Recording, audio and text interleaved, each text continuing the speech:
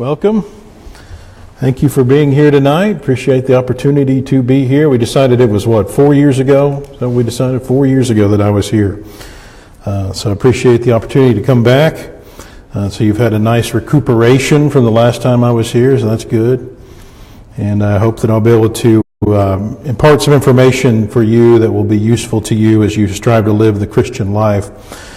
First of all, I would say up front, I'm not a medical doctor, and so this is a side thing to me to even study this subject, especially since it relates to apologetics.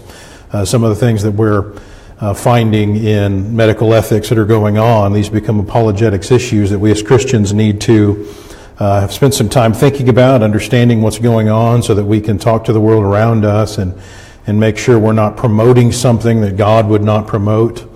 Make sure that we are being good evangelists when it comes to these sorts of topics. So let's go ahead and look at some of these important things that we need to be aware of as Christians. Why are we concerned about things like medical ethics? Why do we want to know about these things? Well, we want to make sure that we're doing what's right. We want to make use of modern technology wherever we can, but we don't want to do something that God wouldn't have us to do. And so we need to know what is okay with God, and then we'll be able to do it from faith, whatever it is. So knowing that God sanctions whatever it is that we're wanting to do. Also, according to 1 Peter 3:15, Christians are to be apologists. We're to be ready to give a defense. 100 years ago, things were very different in our country. We didn't have to deal with some of the questions that we're dealing with now because of where technology is on some of these subjects. Now we've got genetic engineering and stem cell research and novel abortion techniques that most people aren't even aware that they are abortion techniques, and even cloning and things that were just in Star Wars not too long ago are now becoming realities. And so as Christians, we have to be ready to stand for what's right in society and give God a voice through us. So does the Bible have anything to say about these things? How in the world could it? The Bible's not a science or medical textbook, but it's accurate. Since God is its author, we would expect accuracy when it even touches on science or medicine, and we would also expect the Bible to be timeless and relevant at all times, just like its author. But how in the world would the Bible have anything to say about modern medical practices? Well, for one, we know that God tells us in His Word that He has, in fact, given us what we need to live a godly life. 2 Peter 1:3. So as with all other areas of life, God has told us what we need to know to be able to live in a modern era. So how can we determine what that is, though? What it is that we need to know? Well, the answer comes down to this principle of authority. How does the Bible authorize? Well, it can authorize explicitly. Noah, go build a boat. Christians, go preach the gospel. The Bible can authorize implicitly. So Noah needed to use axes, hammers, and pegs and so forth in order to accomplish God's explicit commands. Christians, you need to go preach the gospel. Okay, how are you supposed to do that? Well, walk, run, jump, ride, sail, fly, right? These are implicit authorizations that are implied in the command to go teach others. So when an explicit command is not given in Scripture, enough information will typically be given to infer what God expects of us or doesn't expect of us in different situations. And if there isn't enough information, we refrain from doing it, since it can't be done confidently knowing that God approves of it. In other words, it's not from faith, Romans 14:23. So again, as with all other areas of life, God has told us what we need to know in order to be able to live in a modern era. So let's talk about genetic engineering for a few moments, since this is a very relevant but oftentimes less understood area of medical ethics today. This area of research involves any form of artificial reproduction or genetic manipulation. The primary goal of this field is clearly to alleviate human suffering, which is certainly not a bad thing inherently. So the goal of this area is not to be insensitive to life or to religion or to be malicious. Now that said, when it's all said and done, we find that in some cases genetic engineering can be just that. But alleviating human suffering, of course, is not inherently wrong. Is helping humans okay? Is it okay to go to a doctor? Sure. Jesus is described as the great physician, Matthew 9:12. Numerous medical treatments are prescribed in the Old Testament. Miraculous healings occur throughout the Bible, showing that the medical field cannot be inherently wrong. But that does not mean that every form of healing today would be acceptable to God. So some argue that, hey, if it alleviates suffering, then almost anything goes. Euthanasia, suicide or assisted suicide, abortion, narcotics. Some would argue that, hey, it's my body, I can do with it whatever I want, which of course contradicts 1 Corinthians chapter 6. That's not the right approach to this. Another issue, some scientists and physicians work with the underlying assumption that we need to fix nature and that we are capable of doing that. And so the assumption is that either God messed up or that evolution, if they don't accept God, evolution hasn't yet optimized nature, and so we need to step in and help in some cases. I remember when I was doing my master's work in Texas, and I remember attending a lecture where an engineer was discussing artificial hearts that were being designed, and the question was asked, has evolution optimized the heart? Or do we need to be helping that along? And so, that's a dangerous mindset. It is certainly true that genetic entropy has been hitting humanity hard for thousands of years now, and therefore the machines that God designed are not necessarily operating as well as they were at the beginning, and therefore we have to try to counter entropy in some areas, and we do that. But to assume that they never have been optimal and that we might need to improve on them in some fundamental way is only courting catastrophe. And so obviously the perspective that we can and should improve on nature implies that we're supreme and have the authority and the wisdom and knowledge enough to be able to do that. And so it implies that we're not responsible to God, nor are we accountable to Him for our decisions. Instead, either economic value or whatever we deem to be good for the most people becomes the supreme rule. And so the end justifies the means in order to attain whatever is deemed to be good for society. And this is a basic rule going on, of course, in our naturalist thinking society around us, which is, especially in the sciences, this is the dominant thinking, naturalism and that perspective. And therein lies a major problem.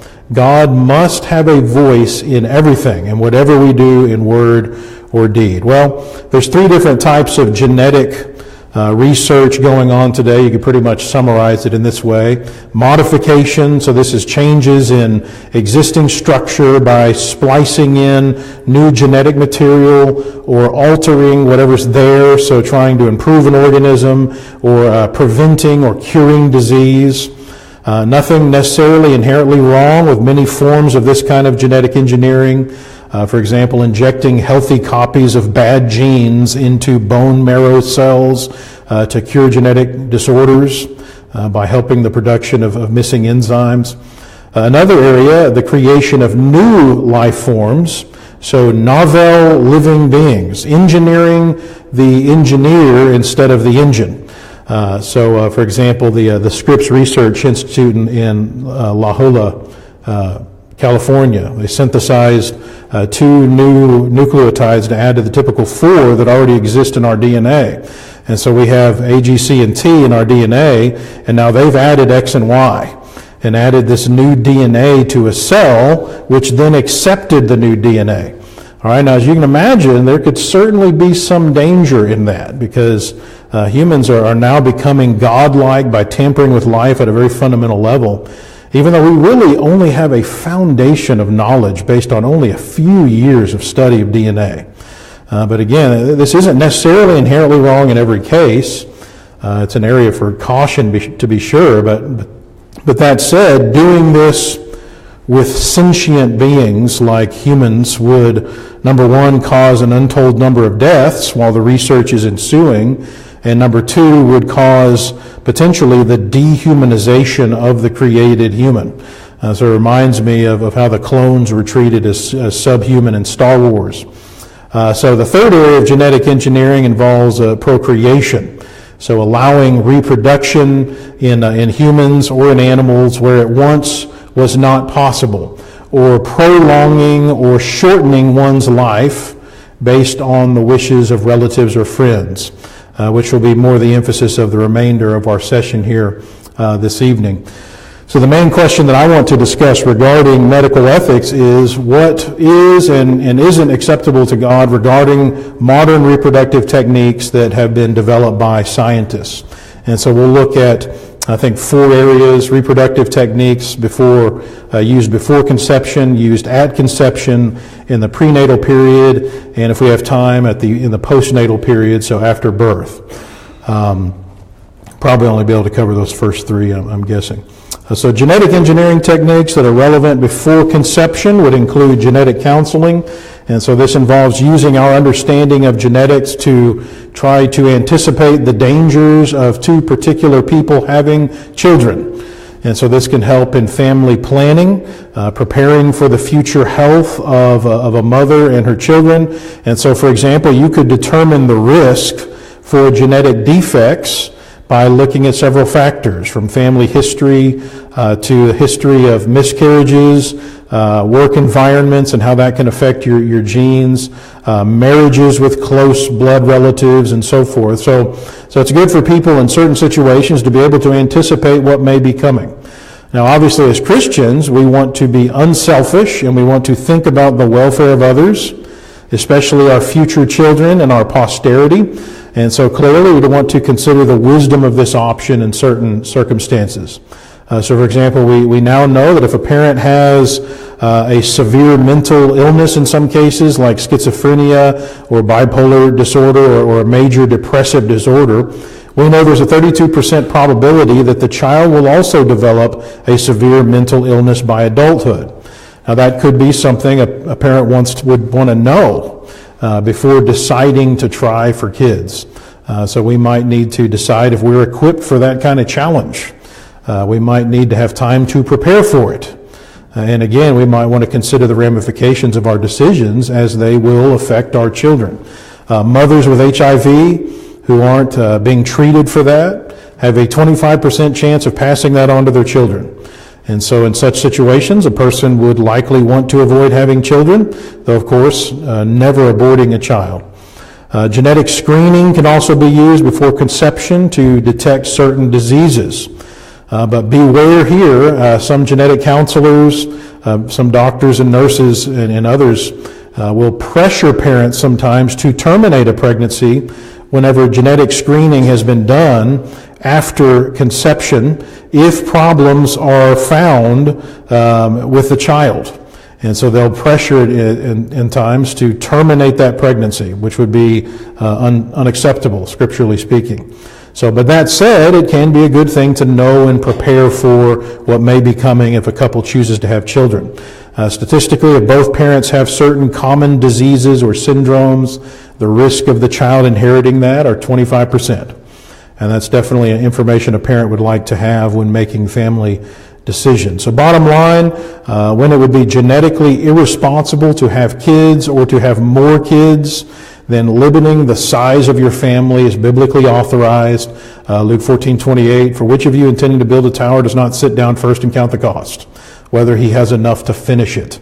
Proverbs 22:3, the prudent man, the careful, the cautious man, he foresees, he anticipates evil, danger around the corner, and hides himself, but the simple pass on and are punished, which brings us back to the usefulness of genetic counseling and screening. And so notice, although the Bible doesn't explicitly state anything about genetic counseling, there are clearly principles that implicitly authorize using it. And sometimes it's good to know what you're getting into, and it can be unselfish towards your future children to think through some things at the onset. Obviously, again, abortion is never an option here. Okay, so that was before conception techniques. Then we have reproductive techniques that are used at conception, and we should discuss, I think, cloning. This is reproduction where an exact duplicate of the original is made. And so we have natural clones. Bacteria, for example, are natural clones. They reproduce by copying their DNA and then splitting in two.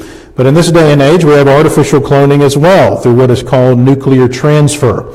And so this is where you can use an unfertilized egg from a female, remove or destroy the nucleus, and then implant the nucleus from a body cell of a female into the egg.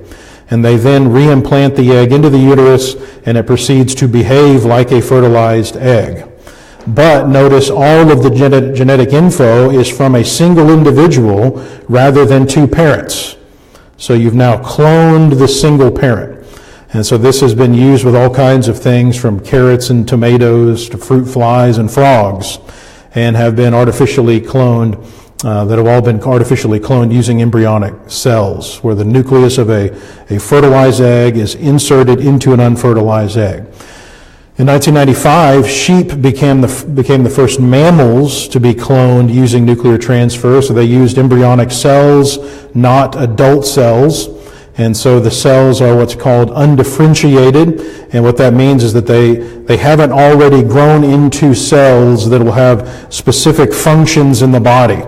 Skin cells or brain cells, eye cells, and so forth. So it's the difference between the clone being more like a child version of the adult rather than being a carbon copy of the adult. Then in 1996, Scottish scientist Ian Wilmot cloned Dolly the sheep. You might remember Dolly from using adult cells. So an actual carbon copy of the adult. Then in 1998, the cloned sheep was found to be able to reproduce.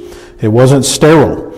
Another sheep was born in 1999, but it had some serious health issues and then died young.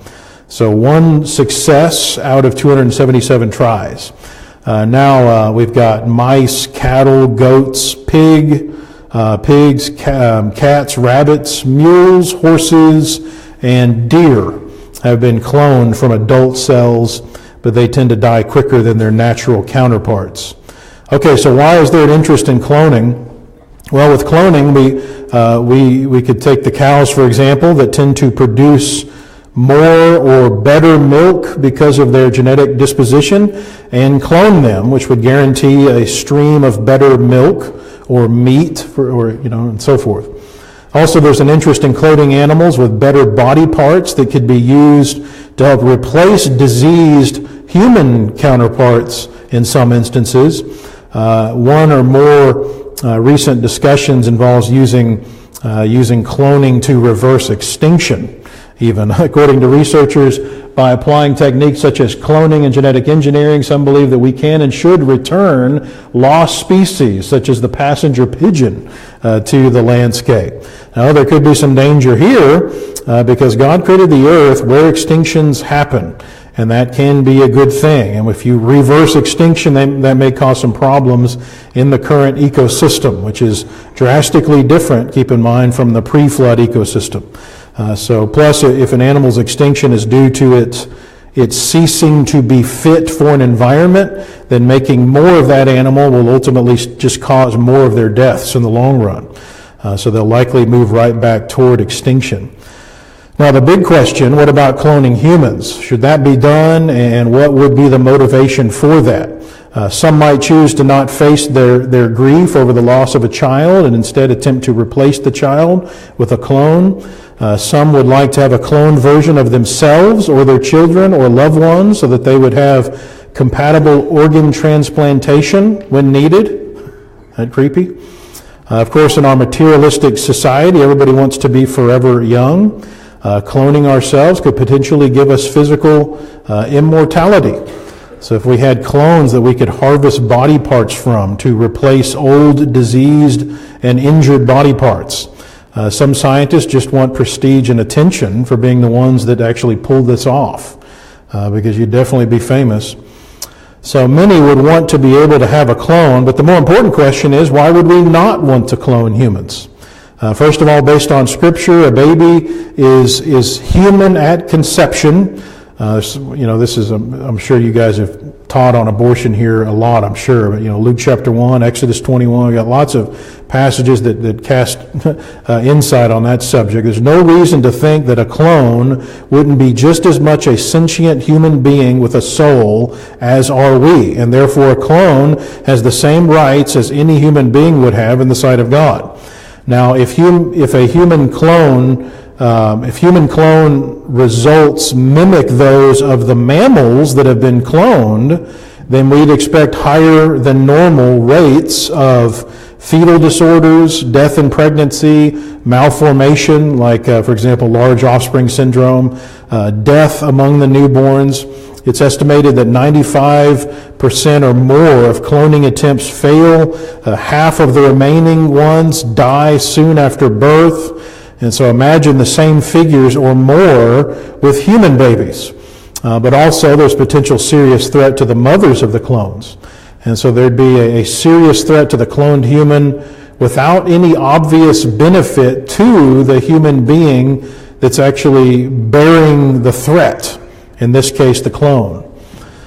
Of course, you also have the fact that the research itself, to even attempt human cloning, to try to get it up to the minuscule success rates that we're seeing with humans, or with animals, would require untold baby deaths just in the testing and research phase. Again, keeping in mind that God considers a baby human at conception. A baby is human at conception. British physicist Sir John Polkinghorne said this: "There's still unresolved questions about how long such a clone will live and how healthy it'll prove to be. If animal experiments of this kind go seriously wrong, it's always possible to halt them by the humane slaughter of the beast concerned. An attempt to use a similar procedure to produce a cloned human person would undoubtedly also require a large number of trials before success was achieved and would involve similar uncertainties about long-term consequences. Putting it bluntly, it would inevitably require the production of experimental human beings. This in itself is morally unacceptable. These procedures might have as their intended end a desirable purpose, such as the birth of a healthy baby who might otherwise suffer from a severe mitochondrial disorder. But the manner in which this has become feasible through a sequence of experiments of this kind would have been ethically tainted." Dr. David Stevens, who was the executive director of the Christian Medical Association, he said, "The basic moral question is, should we allow scientists to destroy dozens of individuals to give parents the child that they want?" British science writer Mark Ridley, commenting on the importance of sexual reproduction in response to cloning, he said, "We need sex. We may need it to clear out our harmful mutations. A sub-branch of human beings who went in for cloning reproduction would also be signing their progeny up for a mutational meltdown. They would undergo rapid genetic decay as mutations accumulated faster than they could be eliminated. The basic problem lies in messing with a design feature of our bodies when we do not understand the design principles," which I think is well said. Other ethical issues: cloning could be used to provide children for unmarried people, which would circumvent God's plan for the home. Parents could pre-select the gender of their children and numerous other attributes, not just gender. The women's liberation would be complete since no male would be needed to produce a child, so lesbians would be elated. Large batches of human clones could be made for statistical studies. Clones could be produced in order to harvest their spare parts, for example, bone marrow and hearts and so forth, for transplant. So imagine being a clone and knowing that you're alive only as a scrap for others. Clone armies could be created and would likely be treated as subhuman, like animals or slaves or robots. So imagine people who were enamored of their own importance making exact genetic replicas of themselves by tens or hundreds if they so desired. So no wonder, according to the 2003 Inter-Academy Panel on International Issues, their statement to the UN Committee on Cloning, they said, "Even on a purely scientific basis, therefore, it would be quite irresponsible for anyone to attempt human reproductive cloning given our current level of scientific knowledge. We therefore call on all countries worldwide to ban reproductive cloning of human beings." So note here that they only advocated banning reproductive cloning, not cloning for therapeutic or research purposes. And so ban cloning that is used to initiate a pregnancy, not a ban on embryonic stem cell research, which we'll talk about in a few moments. Several years ago, the U.S. outlawed federal funding for research on human embryonic stem cells. That didn't put a ban on private research. The U.S. FDA stepped forward and took authoritative role in prohibiting cloning, seeing that as an experimental medical procedure. In August 2001, the National Academy of Sciences had a conference on cloning in D.C., and in the summary article by Michael Lemanek in Time magazine, he said, most of the scientists who gathered in Washington earlier this month to talk about human cloning agreed that cloning an entire human being, besides being morally questionable, was fraught with technical obstacles. After all, research into animal cloning has already shown that for every apparent success like Dolly the sheep, there are hundreds of failures, including many badly deformed creatures that will usually miscarry. And so this highlights the fact that cloning is really the epitome of selfishness. So those who push for human cloning aren't thinking about the good of others, in this case, the poor, deformed, dying babies that are produced by failed clonings. But rest assured, it's just a matter of time before they're openly attempting to do this with gusto. Other questions to consider: would clones really be an exact duplicate? If you cloned you, would it be you?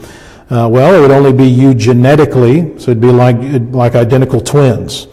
So humans having souls are the product of our environment and our experiences just as much or more than we are our genes. Would the clone be human? Would a clone human have a soul, for example?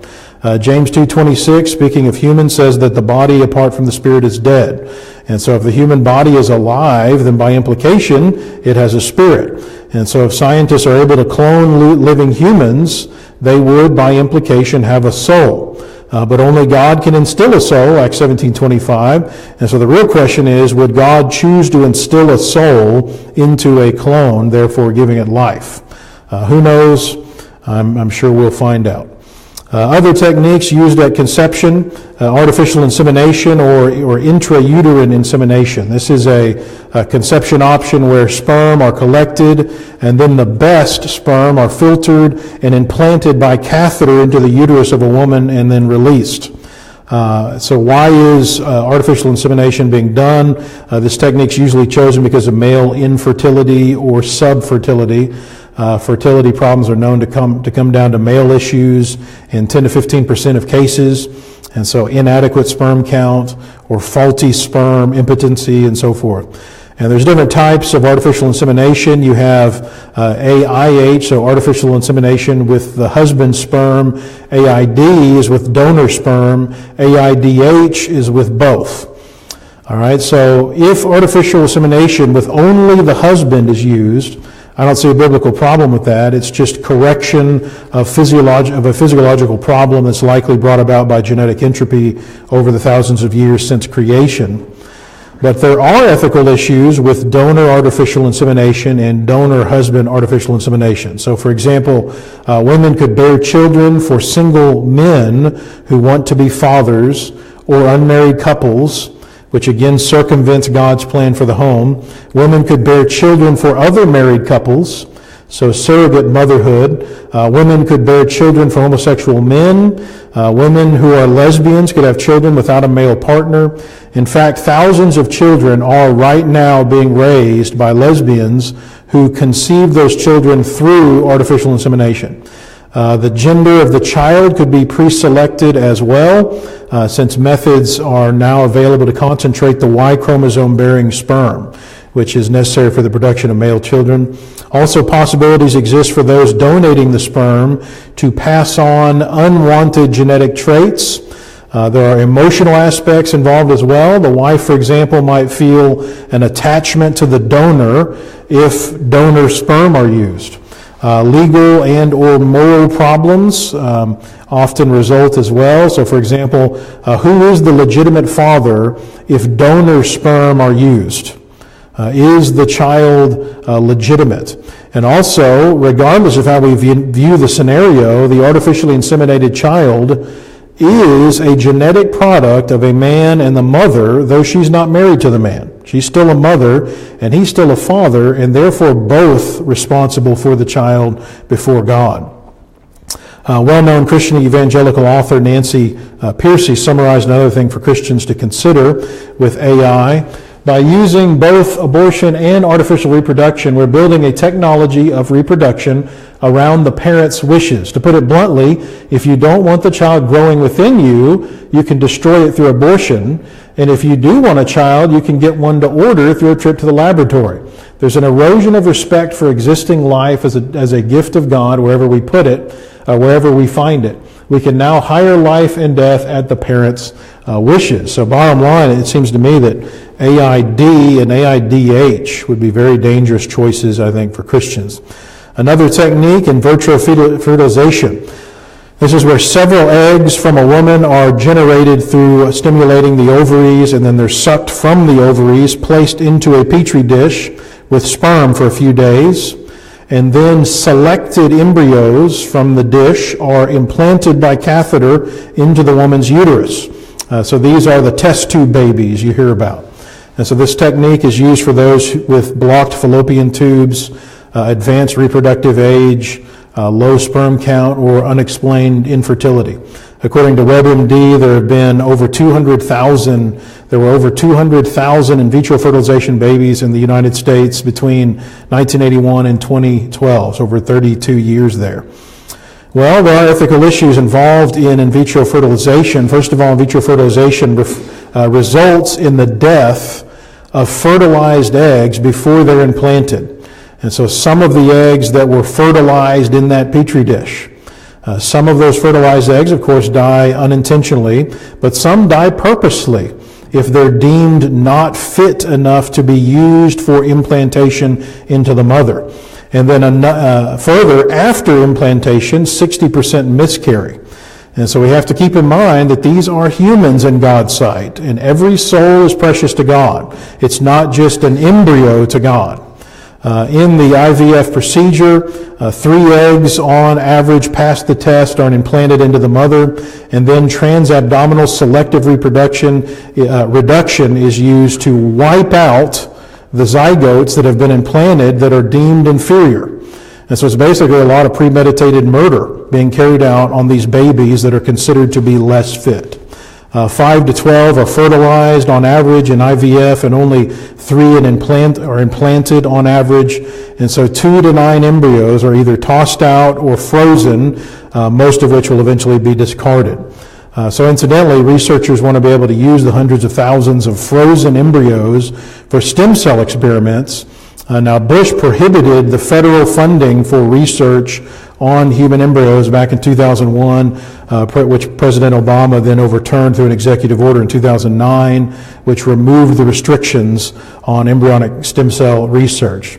Now, something for Christians to consider is what are called snowflake babies. This is also called embryo adoption.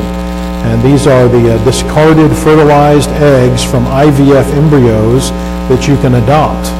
Hundreds of babies have been born through this adoptive process, and those embryos are saved from death.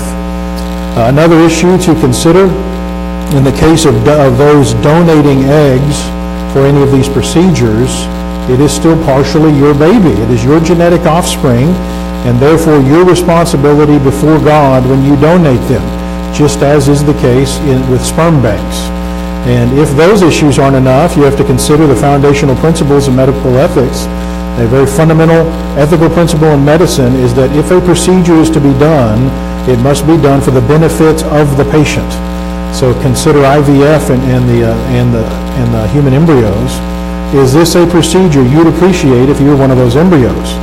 Another foundational principle is informed consent of the patient. Has the embryo given their informed consent? Does it get a choice in its own life or death? All right, now minors usually have to assent and the parents consent to a procedure.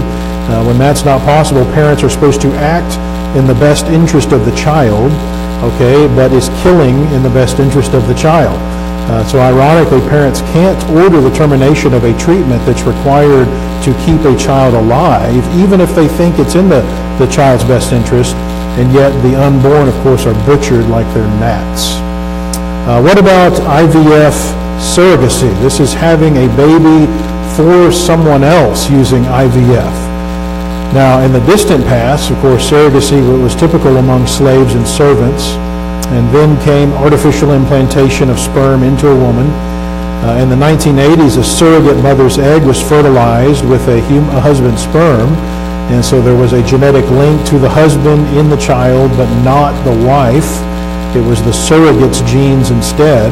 And now, of course, you have IVF, where you've got a wife's egg coupled with a husband's sperm, but they're then planted in a donor womb, a surrogate mother with a fee paid to her to surrogate. So are there ethical issues to consider with IVF surrogacy? Well, definitely.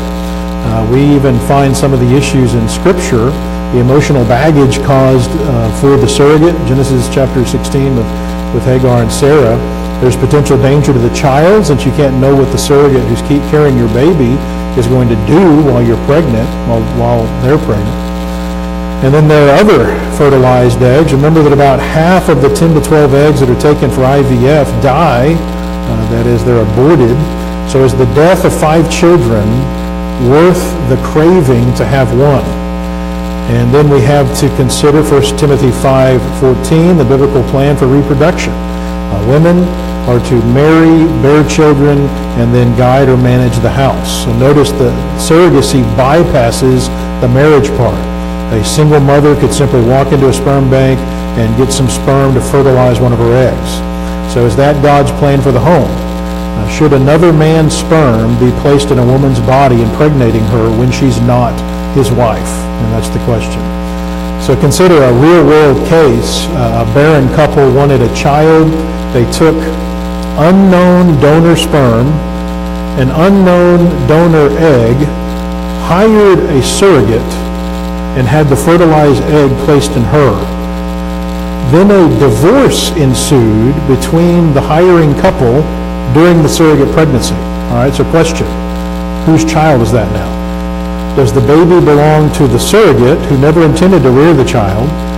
If so, then this admits that she's a mother since she carried and birthed the baby, even though she only intended to carry the child, and though she's not even genetically related to the child.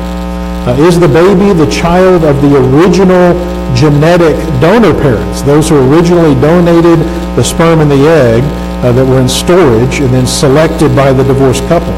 If so, then that highlights the danger of donating sperms and eggs. You're still going to be liable as parents. Does the baby belong to the man and woman who hired the surrogacy but never officially had a child yet, and therefore have no genetic culpability towards this child? So notice the mess here. And so this highlights why God has a specific plan for the home. The child would now have to suffer due to the desires of her parents, whoever they were. Well, the court had to first rule that the child had no lawful parents. Ultimately, the girl had no parents for 3 years until the courts gave a ruling. And so again, is this really God's plan for the home? Of course not. Another case, May 1995, University of California in Irvine, Doctors Ash and Balma Cada were accused of stealing eggs and embryos and switching them between patients and then selling them to infertile couples for surrogacy. So now, whose children are whose now? Whose child are you responsible for before God? And should the children be given back to you when the genetic truth is discovered, even if it's been years? And so notice that the surrogacy seems like it'd be a major act of love, but notice the ethical dilemmas here. Wouldn't simply sticking with God's basic design plan for the home eliminate much of this chaos and the ethical dilemmas that we find when we step outside of God's plan? Incidentally, as a corollary to our look at IVF, I wanted to mention a revolutionary process that is sweeping the biological community called CRISPR, and this is a process that allows scientists to edit DNA, which could help to eliminate various genetic diseases from our genome by fixing dangerous mutations and even enhance the genome in some cases. The process is well studied in human adult cells and animal embryos, and it's even being used to grow better crops. Most human gene editing has been limited to somatic cells, so cells that aren't egg or sperm cells. And so the changes being made wouldn't be inherited, and they only affect certain tissues. So not necessarily an ethical problem here. But there are ethical issues that must be considered when the process is applied, not to animals, but to human germline cells or in human embryos, because number one, the changes could be passed on, and the long-term effects of that aren't known. Number two, the process could allow enhancement of certain physical characteristics like height or intelligence, essentially allowing for designer babies.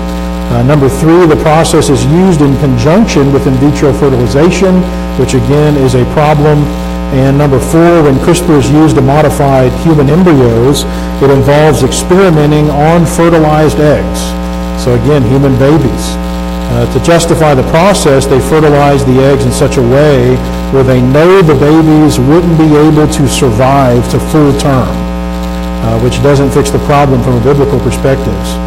Babies are being artificially made solely for experimentation, knowing that they are doomed to die from the moment they are conceived.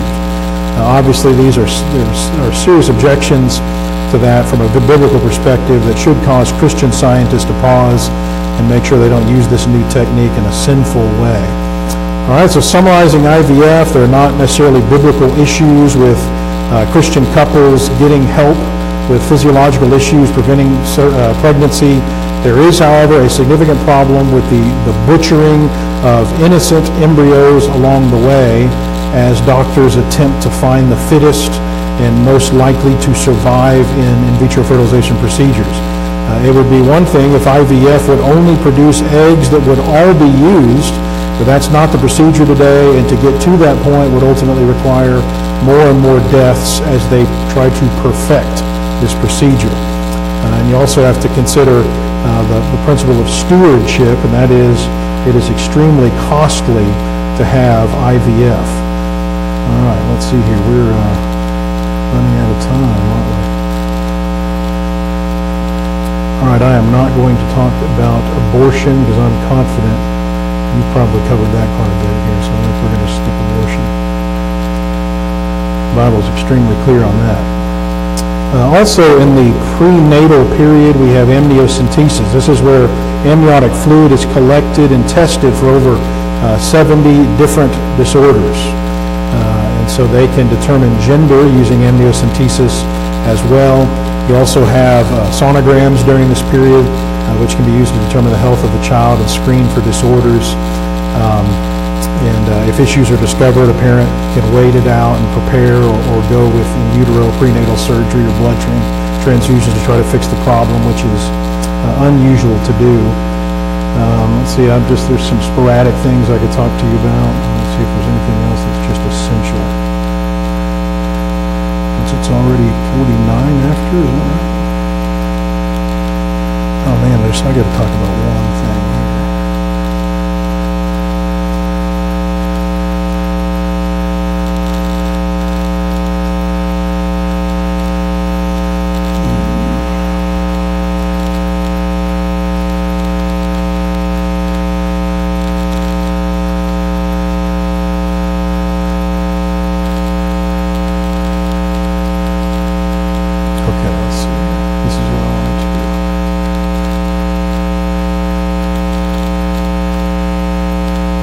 Okay, so in embryonic stem cell research, you've got somatic cell nuclear transfers used, like what was used in cloning Dolly. So you remove the DNA from an egg, you transfer the nucleus of a skin cell into an egg. The egg recognizes that it's been fertilized and then begins growing like a normal embryo. The embryo is subsequently destroyed for harvesting its cells. Elizabeth Landau, science reporter for CNN, explains, the first developments in the field of stem cell research use leftover embryos created by the union of sperm and egg from in vitro fertilization. But embryonic stem cell research is controversial because to use the stem cells for developing medical treatments, the embryo is destroyed. Embryos have the potential to develop into fully formed human. Of course, we know that they are fully formed human, bringing up ethical questions. Scientists later realized, and there's the key, that it's not necessary to use embryos to obtain stem cells that match patients.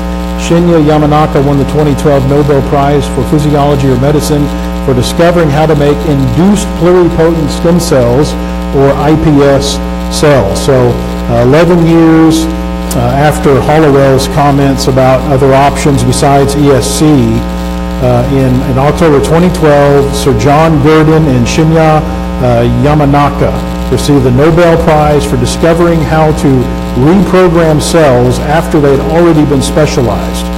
So these are adult stem cells, not embryonic. And so they could reprogram any kind of cell by inserting genes into mature cells that already had specific functions, therefore eliminating the need for cloning embryos.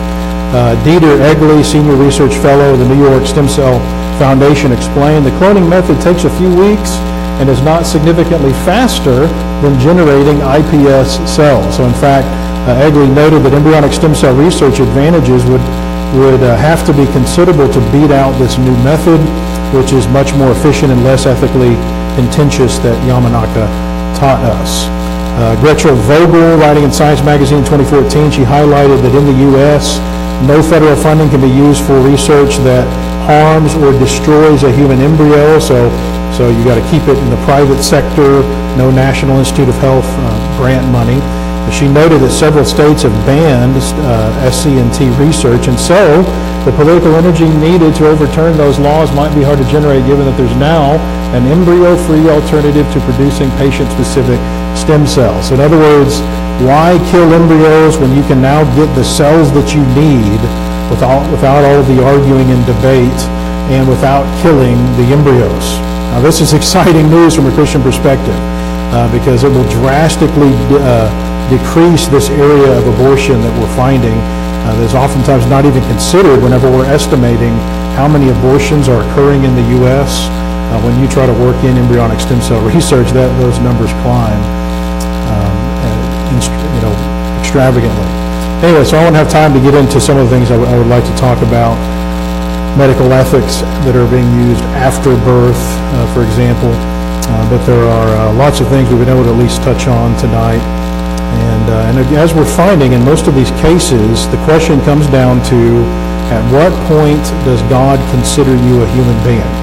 And once you know the answer to that question, and you understand what is happening in each of these new procedures, then you know what God would have you to do. And that's really summarizing what this is.